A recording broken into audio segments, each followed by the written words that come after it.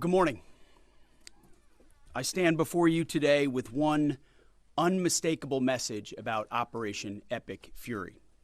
America is winning, decisively, devastatingly, and without mercy. Under the direct command of President Trump, the War Department unleashed this operation early Saturday morning, just 4 days ago, which means we need to remember two things. First, we are only 4 days into this. Metrics are shifting, dust is settling, and more forces are arriving. It's very early, and as President Trump has said, we will take all the time we need to make sure that we succeed. Second, we are only 4 days into this, and the results have been incredible. Historic, really. Only the United States of America could lead this, only us. But when you add the Israeli Defense Forces, a devastatingly capable force, the combination is sheer destruction for our radical Islamist Iranian adversaries. They are toast, and they know it. Or at least, soon enough, they will know it. And we have only just begun to hunt, dismantle, demoralize, destroy, and defeat their capabilities, just 4 days in. Starting last night and to be completed in a few days, in under a week, the two most powerful air forces in the world will have complete control of Iranian skies, uncontested airspace. I hope all the folks watching understand what uncontested airspace and complete control means. It means we will fly all day, all night, day and night, finding, fixing, and finishing the missiles and defense industrial base of the Iranian military, finding and fixing their leaders and their military leaders, flying over Tehran, flying over Iran, flying over their capital, flying over the IRGC, Iranian leaders looking up and seeing only U.S. and Israeli air power every minute of every day until we decide it's over. And Iran will be able to do nothing about it. B-2s, B-52s, B-1s, Predator drones, fighters, controlling the skies, picking targets. Death and destruction from the sky all day long. We're playing for keeps. Our warfighters have maximum authorities granted personally by the president and yours truly. Our rules of engagement are bold, precise, and designed to unleash American power, not shackle it. This was never meant to be a fair fight, and it is not a fair fight. We are punching them while they're down, which is exactly how it should be. Thus far, Operation Epic Fury has delivered twice the air power of shock and awe of Iraq in 2003, minus Paul Bremer and the nation building. The campaign has 7 times the intensity of Israel's previous operations against Iran during the 12-day war, 7 times. And as President Trump said, more and larger waves are coming. We are just getting started. We are accelerating, not decelerating. Iran's capabilities are evaporating by the hour, while American strength grows fiercer, smarter, and utterly dominant. More bombers and more fighters are arriving just today. And now, with complete control of the skies, we will be using 500-pound, 1,000-pound, and 2,000-pound GPS and laser-guided precision gravity bombs, of which we have a nearly unlimited stockpile. We used more exquisite standoff munitions at the start, but no longer need to. Our stockpiles of those, as well as Patriots, remains extremely strong. The enemy can no longer shoot the volume of missiles they once did, not even close. And the chairman will lay out some of those percentages. So our air defenses and that of our allies have plenty of runway. We can sustain this fight easily for as long as we need to. And as I said yesterday, we set the terms. Now, you may not see much of it because the IRGC shut off the internet to the entirety of the country. They blind their people on purpose, just like they kill their own on purpose. Much was made of the volume of missiles Iran was able to shoot in the first few days. And sadly, as we projected, a few got through and killed 6 of our best, who will hopefully arrive home soon. We will avenge them, no doubt. But I liken Iran's predicament to a football team who scripted the first 20 plays of a game. The team knew what plays to run because their first few drives were scripted. But now that the game has started and the blitz is on, they don't know what plays to call, let alone how to get in the huddle and call those plays. Iran's senior leaders are dead. The so-called governing council that might have selected a successor, dead, missing, or cowering in bunkers, too terrified to even occupy the same room. Senior generals, mid-level officers, enlisted ranks, they can't talk or communicate, let alone mount a coordinated and sustained offensive. That's not great for morale. The Iranian Air Force is no more, built for 1996, destroyed in 2026. The Iranian Navy rests at the bottom of the Persian Gulf. Combat ineffective, decimated, destroyed, defeated, pick your adjective. In fact, last night, we sunk their prize ship, the Soleimani. Looks like POTUS got him twice. Their Navy, not a factor. Pick your adjective, it is no more. In fact, yesterday, in the Indian Ocean, and we'll play it on the screen there, an American submarine sunk an Iranian warship that thought it was safe in international waters. Instead, it was sunk by a torpedo. Quiet death. The first sinking of an enemy ship by a torpedo since World War II.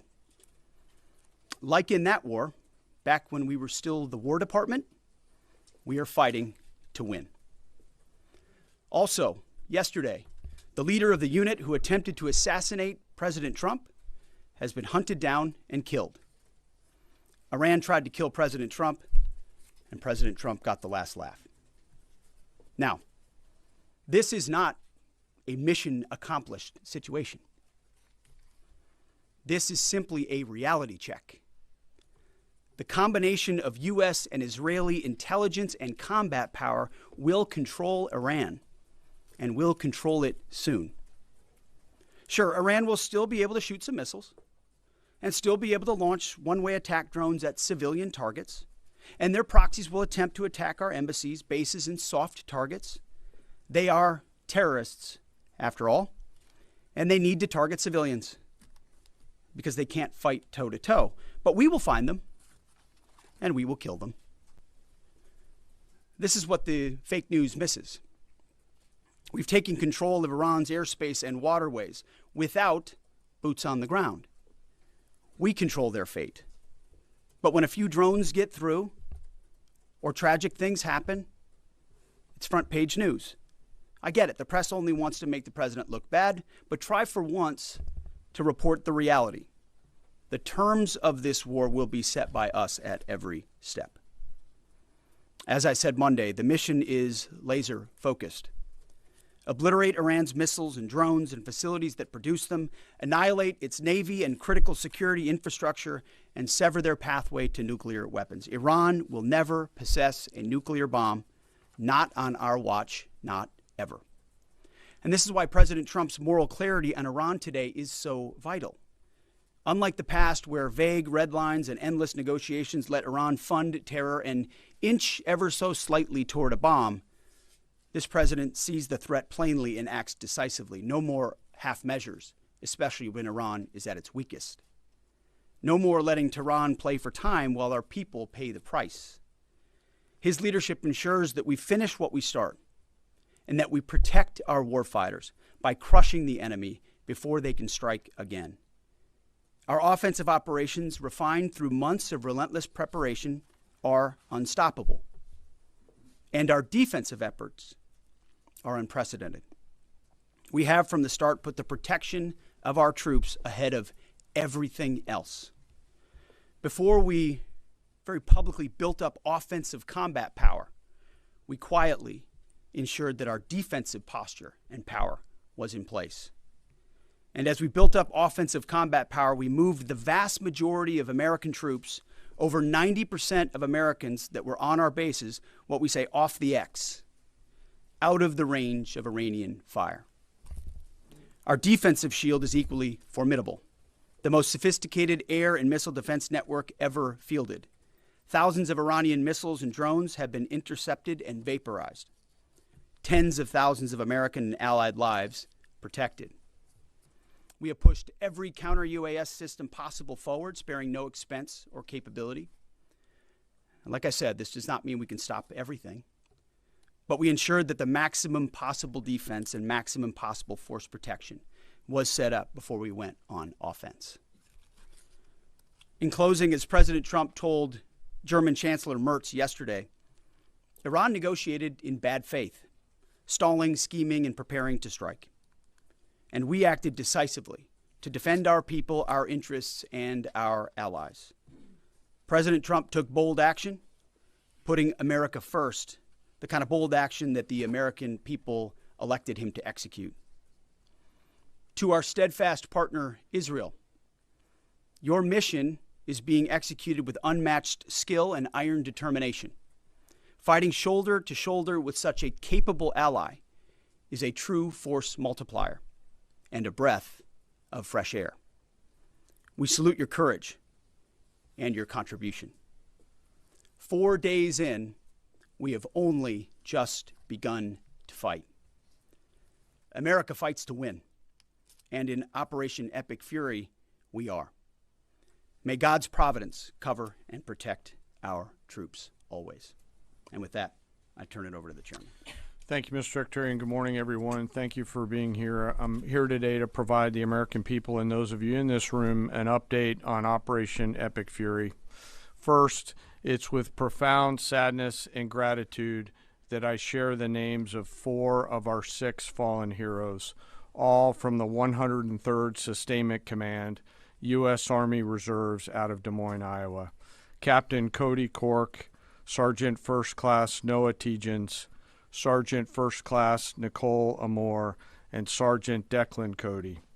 To the families of our fallen, we grieve with you today, and we look forward to welcoming your family members home at Dover in the coming days. Out of respect for the other families, we'll withhold the release of their names until next of kin notification is complete. And either myself or Admiral Cooper will release those names as soon as we can ensure that all of those families have been properly notified. To our Gold Star families, to our wounded warriors and their loved ones, we will never forget your sacrifice. Our nation stands with you, and we are eternally grateful for your courage, your resiliency, your devotion to this mission and to our nation. As the Secretary said, we're 4 days in, 103 hours into this campaign. The operation was again launched with clear military objectives designed to dismantle Iran's ability to project power outside of its borders, both today and in the future. First, we are targeting and eliminating Iran's ballistic missile systems to prevent them from threatening the U.S. Forces, partners, and interests in the region. Second, we are destroying the Iranian Navy, degrading its capacity, capability, and ability to conduct operations, not just in the Central Command AOR, but as the Secretary showed in the video, around the world. Third, we're ensuring Iran cannot rapidly rebuild or reconstitute its combat capability or combat power, and those phases will begin as the campaign continues. As of this morning, U.S. Central Command is making steady progress. Iran's theater ballistic missile shots fired are down 86% from the first day of fighting, with a 23% decrease just in the last 24 hours. And their one-way attack drone shots are down 73% from the opening days. This progress has allowed CENTCOM to establish localized air superiority across the southern flank of the Iranian coast and penetrate their defenses with overwhelming precision and firepower. We will now begin to expand inland, striking progressively deeper into Iranian territory and creating additional freedom of maneuver for U.S. forces. Let me explain a little bit about how we're thinking about staying ahead of the enemy. First, over the past several weeks, Admiral Cooper and the CENTCOM team have refined their operational approach to the region.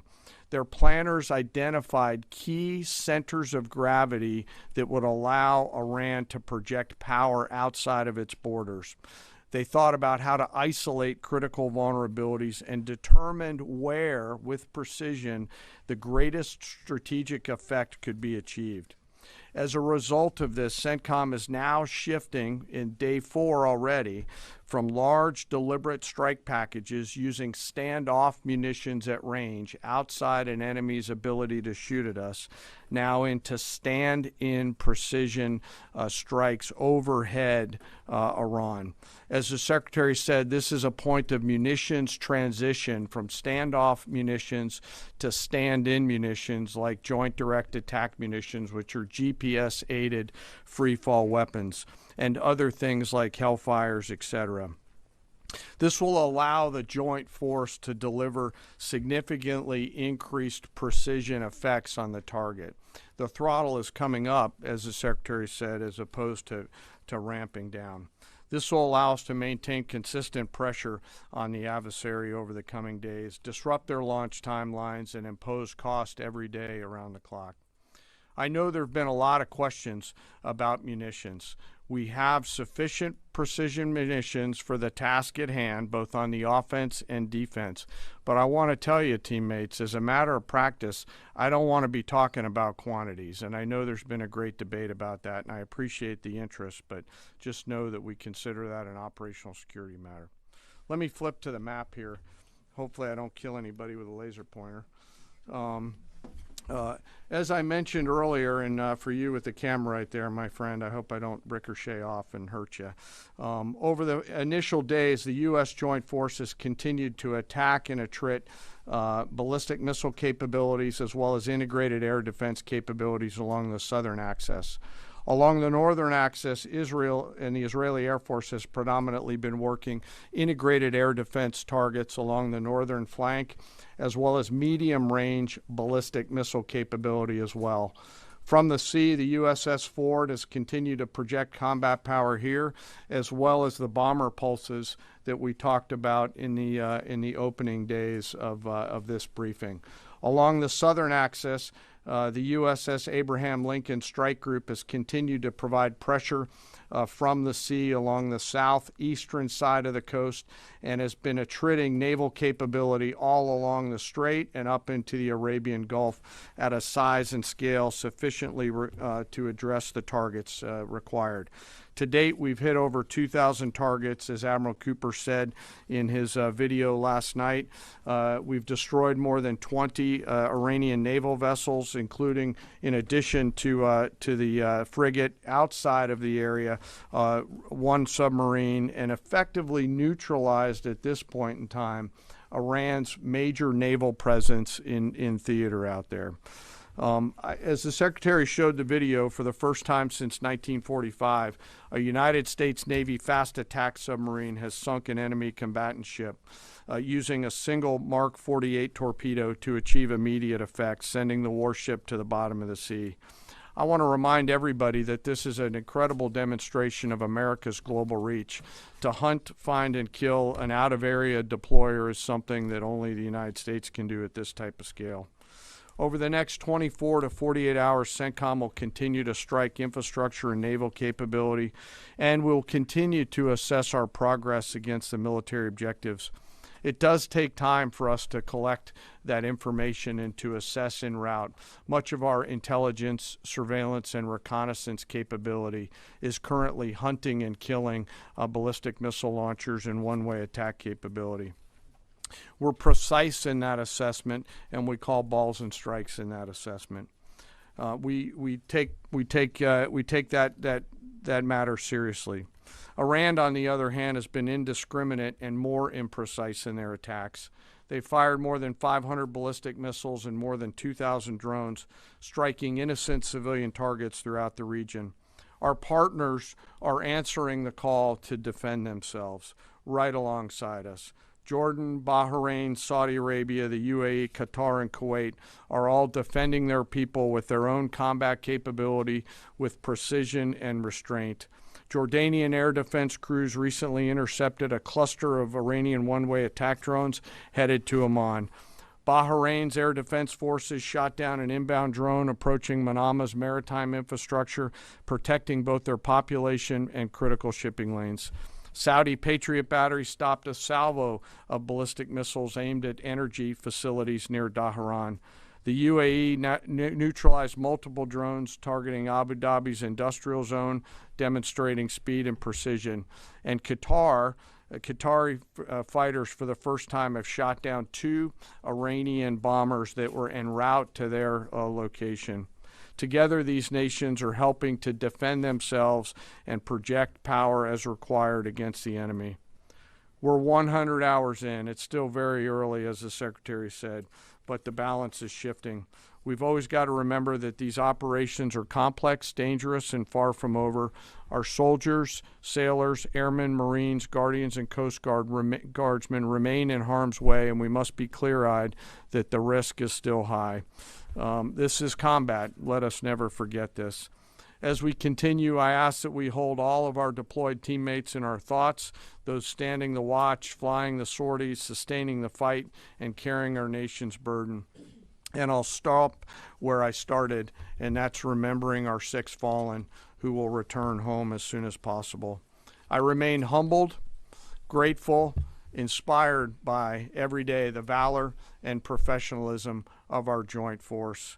They are quiet professionals through and through, out there doing America's work through the day and through the darkness. And with that, I'll take your questions along with the Secretary. Go ahead. What do you assess the enemy's control and command status is right now? And can you broadly describe our decisive point in this operation? Well, I won't describe the decisive point in the operation because that would tell the bad guys what it was. That's a good question, though. I appreciate the question. Their C2 structures in a bad way. Admiral Cooper's been continuing to pressure C2 at the IRGC C2 and other military elements, and will continue to do so. Thank you for the question. Thank you, Secretary Hegseth. Mary Margaret with the Daily Wire. Couple questions for you and then one for General Caine. Can you tell us more about how we took out the leader who was the leader of the group that was trying to assassinate President Trump? And then Turkey's defense ministry says NATO air defense systems intercepted an Iranian ballistic missile headed towards Turkish airspace.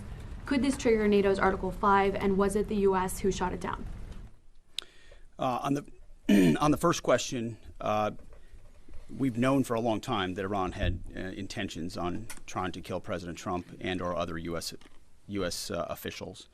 And while that was not the focus of the effort by any stretch of the imagination, in fact, never raised by the president or anybody else, I ensured and others ensured that those who were responsible for that were eventually part of the target list. It wasn't the beginning of the effort. We were focused on missiles and launchers, and that's the focus. But ultimately, if we had the opportunity to get at those who are trying to get at Americans specifically, we would. And so we eventually had the opportunity to do that from the air.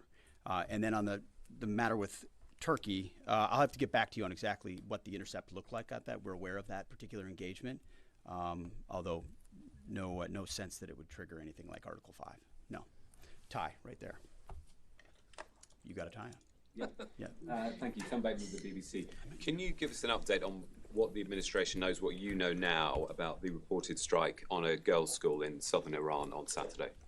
All I can say is that we're investigating that. We, of course, never target civilian targets, but we're taking a look and investigating that. Red tie in front. Just on the basis that with the information you would have, your reconnaissance abilities, ability to gather information, I mean, it's several days on now. So is there any clarity on whose munition this was? We're investigating it. Thank you. Secretary, so there are reports that the administration is considering arming Iranian Kurdish groups. So could you please clarify that whether any such plan has been authorized and whether Congress or regional partners has been notified and consulted? All I would say is none of our objectives are premised on the support or the arming of any particular force. So what other entities may be doing, we're aware of, but our objectives aren't centered on that. Green, right there. Thank you, Mr. Secretary. Mike Lynn, Washington Times.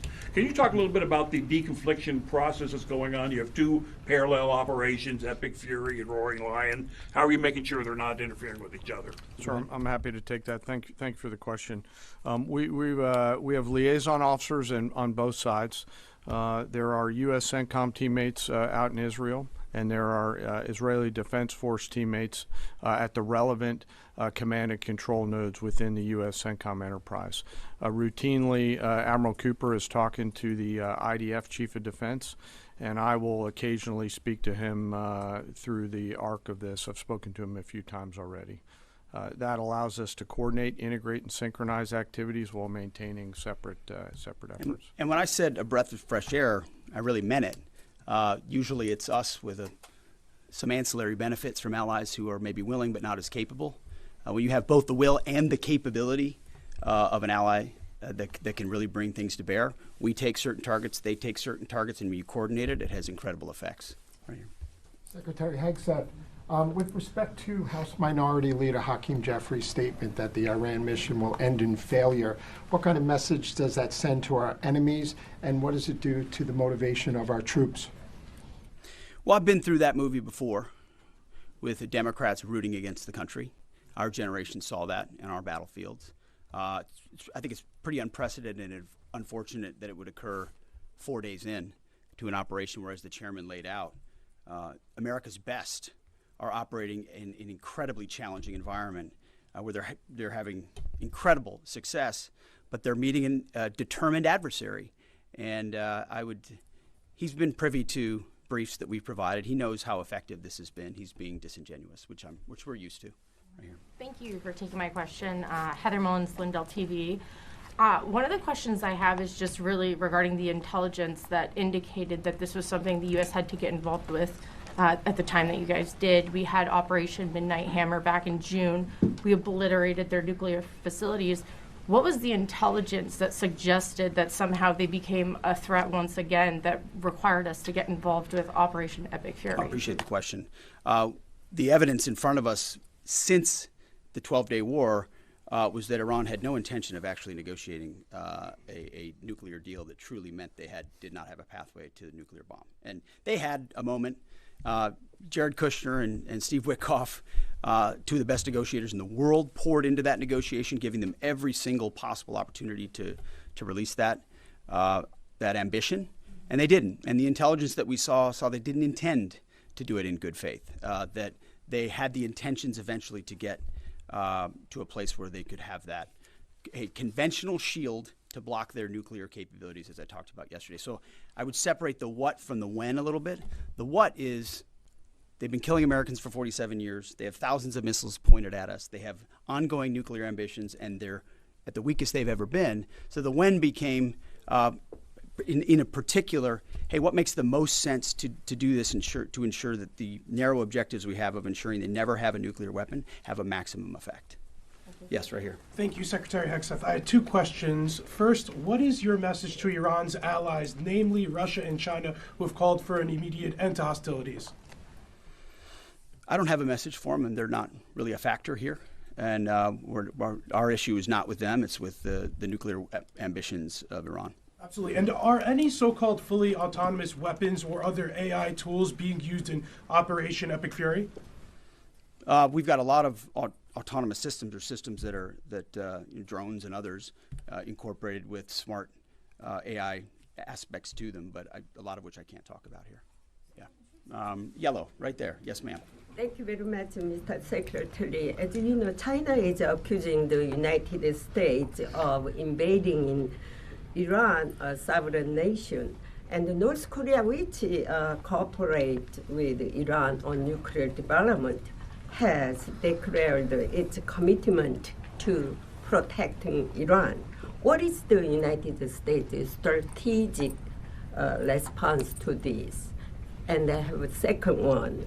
How many allies join with the United States to fighting against Iran? Do you have any numbers? Well, I think what you're seeing right now is a response in the region to the belligerence of Iran and the willingness of them to target civilian airports, civilian hotels, civilian locations, civilian oil infrastructure of their Gulf neighbors who would have preferred not to be in conflict, didn't want to, but now realize that this is something that has to be dealt with. So whether it's UAE or Qatar or Bahrain or Kuwait or Saudi, on different levels, they're reaching out to us, whether they're going on offense, which they are, whether they're giving us additional access, basing, and overflight.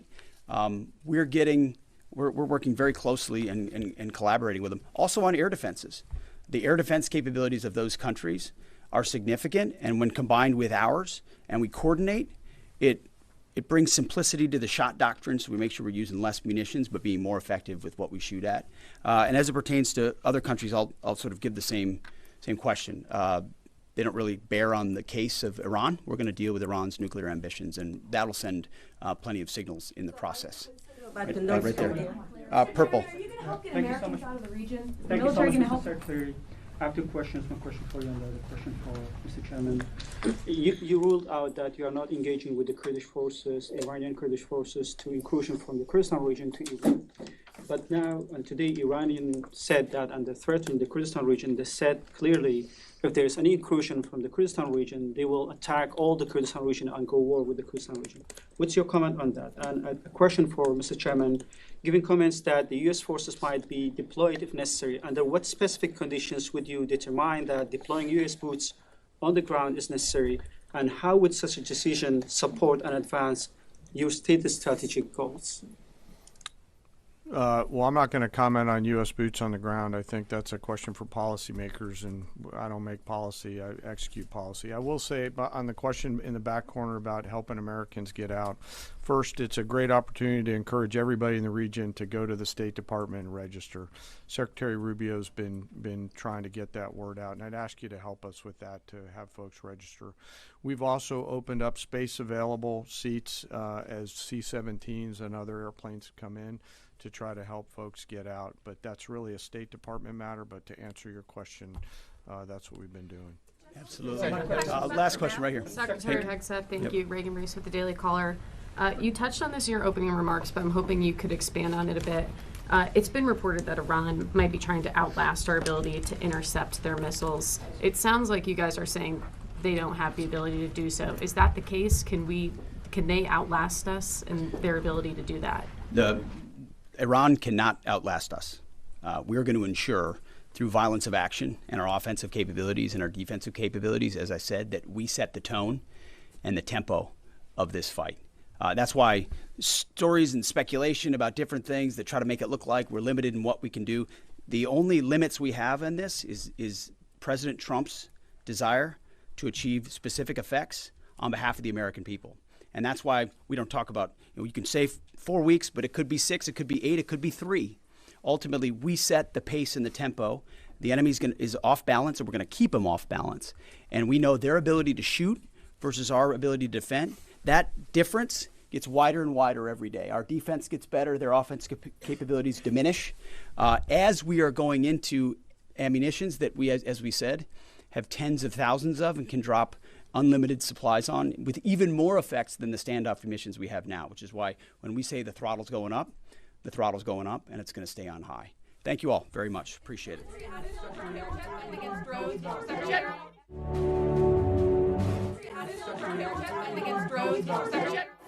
So that Pete Hegseth, the US Secretary of War, giving a briefing at the Pentagon alongside General Dan Caine, who gave us more specific details about the actual operation. Hegseth talking about Iran, saying they are toast and they know it. We are playing for keeps.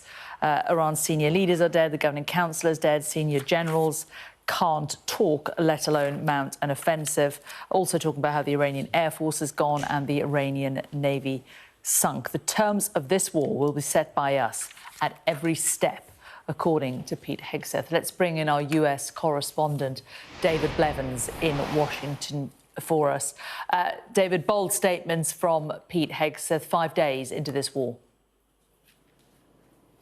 Yes, Jane, they covered a lot of ground there, didn't they, in the space of 30 minutes, so forgive me, I'm going to refer to my notes a lot. He talked about the Iranian Air Force being no more, having been created in 1986, destroyed in 2026. He said the Navy was now at the bottom of the Persian Gulf and that all of the leaders from the regime were dead. We did hear interesting news about a US submarine having torpedoed an Iranian warship in the Indian Ocean. We think that happened off Sri Lanka.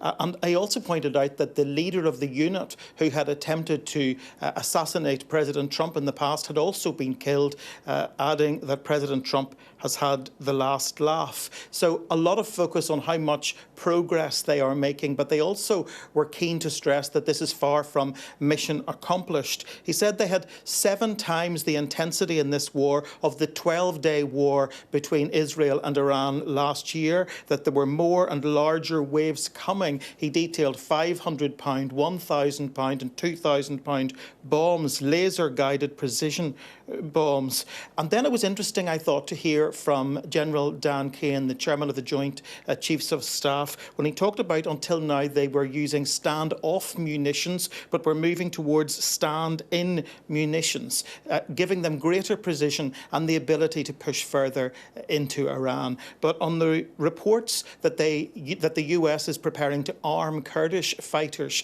to effectively put boots on the ground, Pete Hegseth largely dismissed that, and General Caine said it was not something really that he was prepared to talk about because boots on the ground is a policy matter and he doesn't make policy, he simply executes it.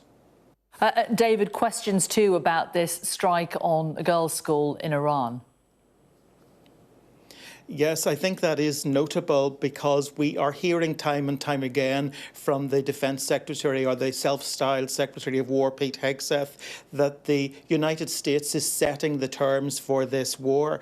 They say our rules of engagement are bold. We're punching them while they're down, and that's okay. This is not a fair fight. I'm quoting him directly there. So they are continuing to celebrate effectively the abandonment of the traditional rules of engagement. Those rules of engagement, we know, are partially designed to try and prevent the loss of innocent civilian life in a war situation. Now, the Americans have really said very little about reports of dozens of schoolgirls having been killed by a strike on their school.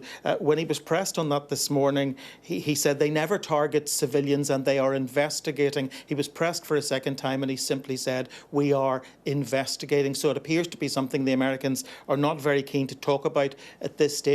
As far as they're concerned, they're viewing this in a very binary sense, that they're going to war against an enemy with a vicious record, and they are considering it necessary to deploy on their terms, not on any terms that have been set globally in the past, Jane. David, thanks very much for now.